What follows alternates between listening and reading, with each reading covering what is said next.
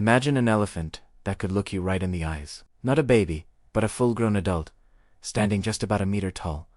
This was Palaeoloxodon, the miniature elephant of Sicily and Malta. Think of it as the one-door-garage version of its massive continental relatives. A stunning example of island miniaturization. Its skull featured a prominent crest, giving its head a distinctive, castle-like shape. Its tusks were beautifully curved and its legs were stout and sturdy, which were perfectly adapted for navigating the steep, rocky landscapes of the islands. Now picture its home. This wasn't a lush paradise. The karst terrain was like a locked pantry. Grasslands were just small patches. Forests were fragmented, and their water sources were unpredictable, appearing and disappearing with the seasons. In this challenging world, a smaller body was a huge advantage. These tiny elephants needed less food and could thrive where their larger ancestors would have starved. They grazed on low-lying vegetation like leaf litter, shrubs and herbs that grew on cliff edges, seasoned by the salty sea spray.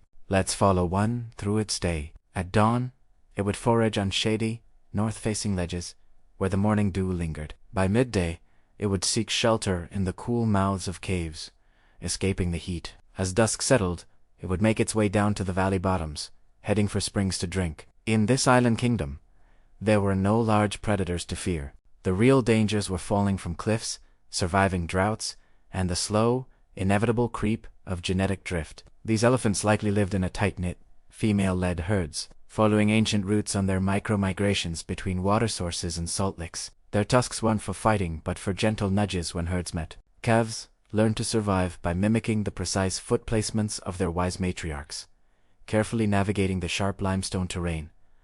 Bone analysis shows they grew slowly. Without predators, there was no need to rush to adulthood. But the island's story was always changing. Fluctuating sea levels would occasionally open and close land bridges to the mainland, bringing new genes and, eventually, humans. This lineage, so perfectly adapted to living on the edge, finally met a species with tools that could forever alter the balance. For thousands of years, though, this remarkable mini-elephant thrived, an animal the height of a small child, gracefully moving across rocky ledges as the wind carried the scents of salt and wild fennel. If you were to stand above a Maltese gorge today, you could almost see them, a family of tiny elephants expertly navigating a path so narrow you'd have to crawl. This was the captivating mathematics of island life, executed with incredible charm. Thanks for joining us on this journey. If you enjoyed it, please subscribe, like, and comment.